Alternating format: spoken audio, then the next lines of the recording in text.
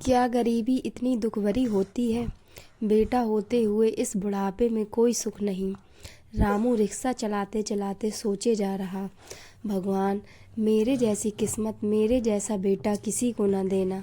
दिन भर रिक्शा खींचते खींचते पसलियों में दर्द हो गया, भूख भी जोरों से लगाई।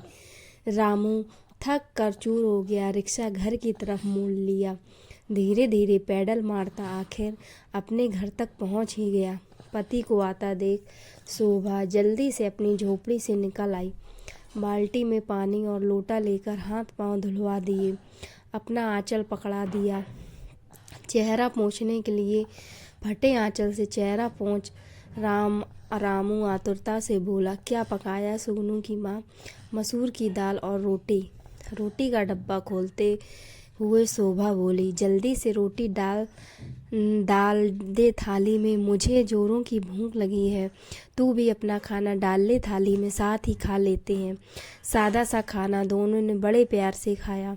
ऐसा नहीं कि रामू बे औलाद है, पर ब्याह के बाद उसका बेटा सुगनू दिल्ली चला गया कुछ काम करूँगा कहकर। सालों हो गए पर लौट कर नहीं आया। शादी भी वहीं कर ली, किसी से सुना था उसको बेटा भी हो गया है, पर लौट कर नहीं आया अपने बूढ़े माँ बाप के पास। उसको माँ बाप की याद ही नहीं आई। रामू बूढ़े होते जा रहा था। साइकिल रिक्शा चलाकर अपना और पत्नी का पेट भरता आया था अब तक, पर अब वह कमज़ोर देह मेहनत नहीं कर पा रही थी, थकने लगा था बहुत।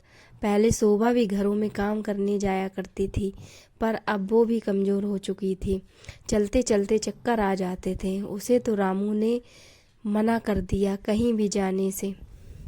कड़ाके की ठंड पड़ रही थी, बूढ़ी हड्डियों ठंड से अकड़ सी गईं। घर में खाने को कुछ ना बचा। हिम्मत करके रिक्शा लेकर चला कि कुछ तो मिलेगा जिससे पेट भर पाएंगे दोनों। शोभा कई दिनों से बीमार पड़ी थी, रोटी नसीब नहीं तो दवा कहाँ से आती।